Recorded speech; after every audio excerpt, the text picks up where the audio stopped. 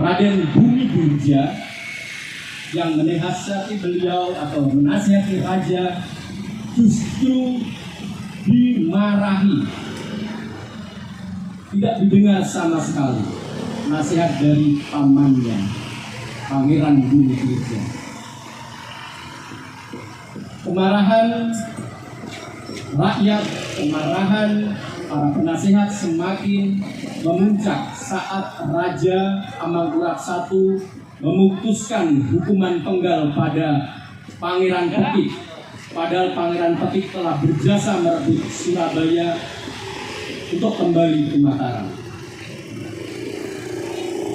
Pangeran Bumi Dirja menolak keputusan tersebut, tetapi justru ia akan juga dihukum penggal oleh Amangkurat I.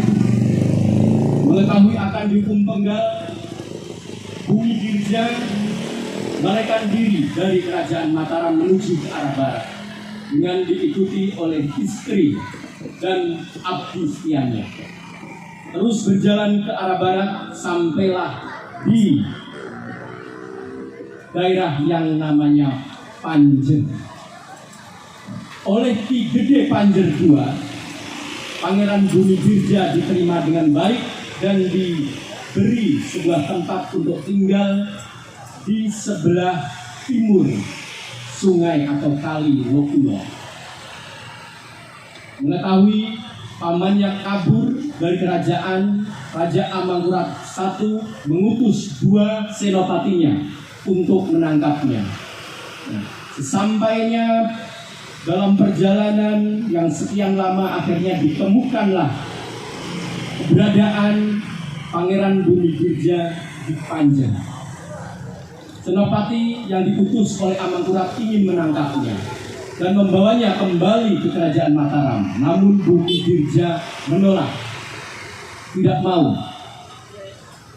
Senopati yang diutus tidak berani memaksa Bumi Dirja dan tidak juga berani kembali ke Mataram karena juga takut akan dihukum penggal. Akhirnya mereka menyepakati untuk pergi meninggalkan Panjer, berjalan ke arah timur utara dari arah Panjer yang ada di tepi Sungai Lokua. Pangeran Bumi Dirja, istrinya, seorang abdi dalam setia, dan 2 senopati berjalan meninggalkan Panjer. Setelah menempuh perjalanan sekian waktu, sampailah di sebuah perbukitan yang sejuk, indah dan segar. Mereka beristirahat di sana. Pangeran Bumi Dirja menyampaikan keinginannya untuk tinggal di tempat itu. Namun istrinya menolak dengan alasan tempat itu masih dekat dari Panjer. Nanti utusan dari Raja Amangkurat I akan diutus lagi dan mencarinya. Kemudian abdi dalamnya dan 2 prajurit atau senopati yang diutus untuk menangkapnya juga tidak sepakat. Mereka beralasan macam-macam. Ada yang mengatakan daerah itu berbahaya karena berupa hutan yang lebat, banyak binatang buas, dan juga ada yang mengatakan jauh dari pemukiman sehingga kesulitan untuk mencari makanan. Nah, di tempat itu baru pertama kali Pangeran Bumi Dirja ditentang oleh istrinya, oleh abdi dalam setianya, juga oleh senopati utusan itu. Semuanya 5 orang berbeda pendapat, tidak sepakat. Nah, Pangeran Bumi Dirja menghargai pendapat-pendapat dari pengikutnya tersebut. Ia tidak egois, tidak diktator atau tidak memutuskan sendiri.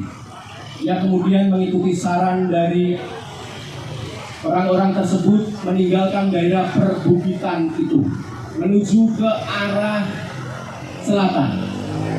Sampailah di daerah yang lapang atau istilahnya karang atau karangan. Di daerah yang lapang itu tanahnya subur.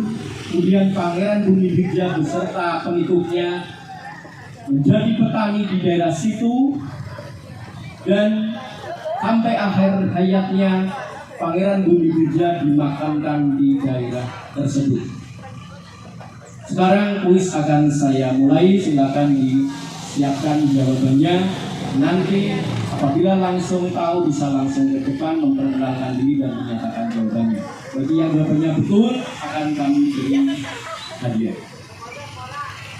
Pertanyaannya, daerah Karang yang untuk tempat tinggal Pangeran Bumi Jogja beserta pengikutnya, daerah itu subur, makmur, ditanami padi, tumbuh dengan subur, sehingga hidupnya Pangeran Bumi Jogja